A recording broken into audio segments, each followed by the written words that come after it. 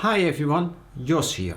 In this video I will tell you more about a very important topic, and that is the safety margin in an NPSH calculation.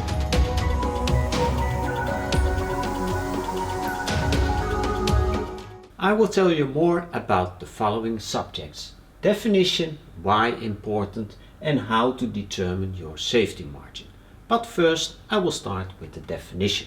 Your safety margin is a value in feet or meter you have to take into account on top of your NPSH required value that you can find in your pump curve. And as a rule of thumb, your safety value is half a meter or 1.64 feet. And you can find that information in this book. And if we are talking about this rule of thumb, we are talking about the basic NPSH calculation, the one with the 4 elements. Working with a safety margin is very important, but why is it important? I tell you. I hope you will make your NPSH calculation for every pump installation you are sizing, and the value you are getting out of that NPSH calculation is a theoretical value, but that value can change over time. For example, if your friction losses in your suction line are changing. I will give you 2 examples.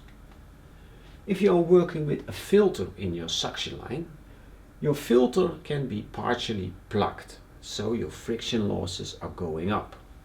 Or in this example, this is your suction line and this is a buildup of all kind of stuff, and this is called scaling.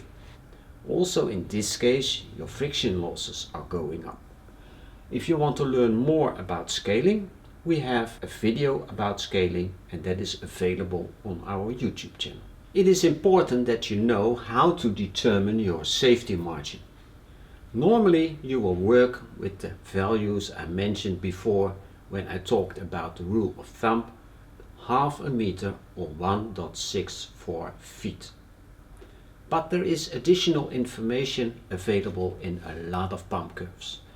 In this pump curve, for example, they are working with this basic safety value of half a meter, and you have to add up that half a meter up to the values you find in your NPSH required curve. But that safety margin is not always the same.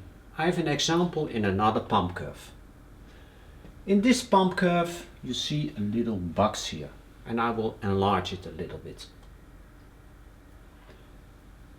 We have 3 different pump materials, but we also have 3 different safety values.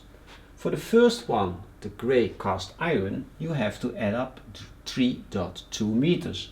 For the steel, 1.5 meter, and the last one, bronze, half a meter to your NPSH required value. You just heard why it is important to work with that safety margin or safety value in your NPSH calculation. And if you want to learn to make better NPSH calculations, we have 2 great e-learning courses for you. For making basic NPSH calculations, we have the centrifugal pump sizing course. For making advanced NPSH calculations, we have the NPSH calculation for water course. And you will make a lot of exercises in it. You can read more information about these courses or our other courses on our website. I hope you liked this video. If you have a question, please drop it under this video and we will answer your question. Don't forget to subscribe to this channel, and I hope to see you next time. Bye!